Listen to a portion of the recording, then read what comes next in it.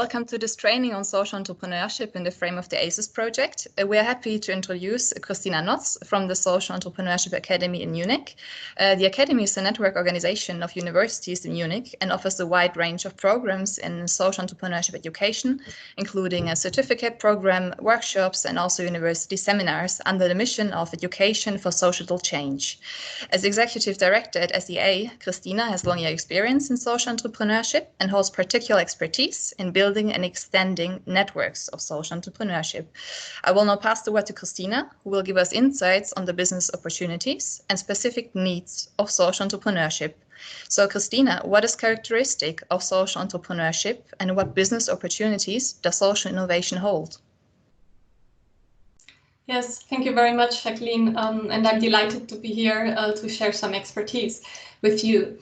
So the main characteristics of social entrepreneurship, I would say, is that a societal problem, an environmental problem, is not seen as a problem, but rather as an opportunity. So instead of feeling kind of passive and not being able to solve a challenge, a social entrepreneur would see the opportunity and the drive and the proactiveness in it, and take on an attitude to be creative, to be innovative, to get that problem solved, or at least change little things within a bigger, complex, problematic situation to make things better in a way to improve lives of people or avoid problems as well.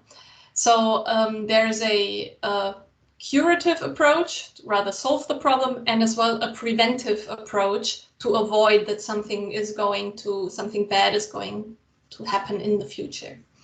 So the problem is more seen as an opportunity. This is one characteristic. A second one is that people are really driven by that mission. They are driven by the problem in a way as well. Having said that, they are really keen on finding long-term solutions and activating their network and ecosystem and doing everything to convince people and business and administration to really tackle that societal problem. And very often, as the beneficiaries who benefit from the activity of the social entrepreneurs are not able to pay for it, or if it's the environment, you cannot ask the environment for money, if you want to say so, then they come up with innovation. They come up with innovative business or revenue models in order to finance their activity to actually create the societal impact they want to achieve. So I would say these are the three main aspects. Besides that, social entrepreneurs are very similar to conventional entrepreneurs, if you want to say so. But this mission-driven person and as well the innovation in the business model is something very particular for social entrepreneurs. So as I said, many things are similar in entrepreneurship, but there's one thing that is a huge difference, and that's a challenge, which is time. So for a social entrepreneur, usually everything takes a bit longer because as there is societal impact involved, you have to come up with a theory of change. This is something really long-term. You have to figure out how you're going to create the impact and then how to measure it. This is something that takes time. You don't just have to set up a business model that works and then start selling your service or product, but as it is linked to the impact you want to create, to the innovation, it takes more time. And then it's a bit more complicated, so it takes more time to explain to others as well. For example, those who are potentially funding your startup, or who are investors, or even the people who should buy your service. You have to explain more and better who you are as a social entrepreneur. It is a common concept now, but not as common as you might wish. So it takes more time to explain and then to convince people. And as well, it is a lot of trial and error.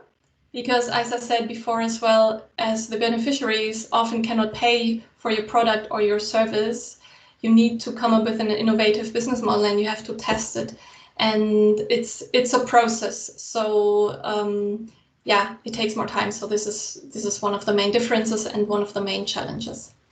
Of course, when it comes to funding, it is a particular situation as well, because very often the classical KPIs of funders don't apply, because as you are mainly driven by creating the social impact rather than making profit or increasing profits, the KPIs and the key measurement tools are a little bit different, and the way of thinking you are different. So it takes time to align this, but as well to find the right people who support you.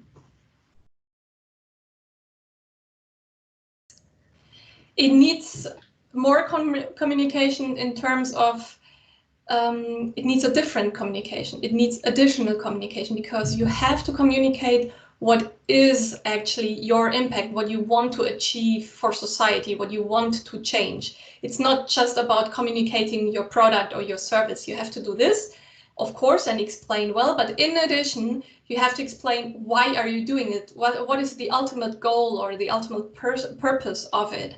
And that needs more communication, but as well a specific communication on what is my impact. And entrepreneurs always need to be good persons in pitching, and they need pitch trainings. But when it comes to the pitch training, they need a specific training or focus on how to communicate my impact. Yes, I would add that coming back to financing, it is really important to figure out how much money you need, when do you need it, for what, and from whom. This sounds really an easy one, but it is actually a pretty difficult one. Usually social entrepreneurs come and say, I need a lot of money right at the beginning. And from our work, we experience that actually when you dive deeper into it, you realize you need some money at the beginning, but you need more money in the second year, on the third year. And so far, it might be more important to build a network, to create your own ecosystem that supports you on a non-financial level as well. So building your ecosystem, creating your network, and then making use of it in a clever way is definitely a success factor for all entrepreneurs, but in particular for social entrepreneurs, as there's not that much money around in that scene as compared to classical venture capitalism, for example. We always say, talk about your idea as much as you can. Sometimes people with great ideas are reluctant because they are afraid of someone might steal the idea, but you have to have in mind, if it's your own idea, you're the master of it, and you are always one step ahead of someone else who would copy you. Talk about your idea, be enthusiastic about it, share your passion, and you will find the people who either buy into your idea or they buy into your passion as a person and will follow you and support you because they are inspired by you as a person, or both, of course. The main question is, how can I connect my impact model in a smart way with my business model, or with a business model that works? Talking about impact model is again starting with the theory of change. What on the long run do I really want to change in the world, in society? But as well then, what are my concrete steps to get there? And usually you do it upside down. So you start with the long term and then you come down to the concrete first step and second step and so on. So that is really important to figure out first, because this is my main goal as well. And then connect it to something that brings the money in, a business model or revenue model that really can be sustainable and can support me, my team, my activities on a longer perspective. And again, this is where the innovation comes in, and the time question of how quickly am I successful to connect those two things to bring it together. Okay. And usually the support goes more to the business model because that's the easier one. Mm-hmm. But you have to figure out both things to make it successful on the long run. Of course, you start with one thing and then it's this and that, and you connect it and see how it works and test and fail and prototype and reevaluate. But you have to focus on the both aspects and not just say, oh, I'm impact driven and I have this idea, and then you only go for the business part. I would ask the question of how, if you have a social mission that drives you, how would you make sure that it can sustain on the long run, even if you as a person are not active in that field or you're not around anymore, for the organization as well. So this is really about the long-term sustainability of an activity. And usually this can only continue if you have a business model or a revenue model that works. So that's one perspective to approach it. And the other question I would ask is, if you look around and ask successful business people and entrepreneurs, be it in startups or in big corporations, if you ask them about what does really matter to you, why are you doing this? The people in the ultimate, to the end, they will never say, I'm doing this for the sake of money only. People have a personal mission. They have some social cause, something that bothers them or that matters. And that's why they are doing this. And they want to improve something or bring up a new thing or whatever it might be. That's different for everyone. But every person has something like this. And the question is just on the approach now. How do you fulfill or enrich this purpose you have?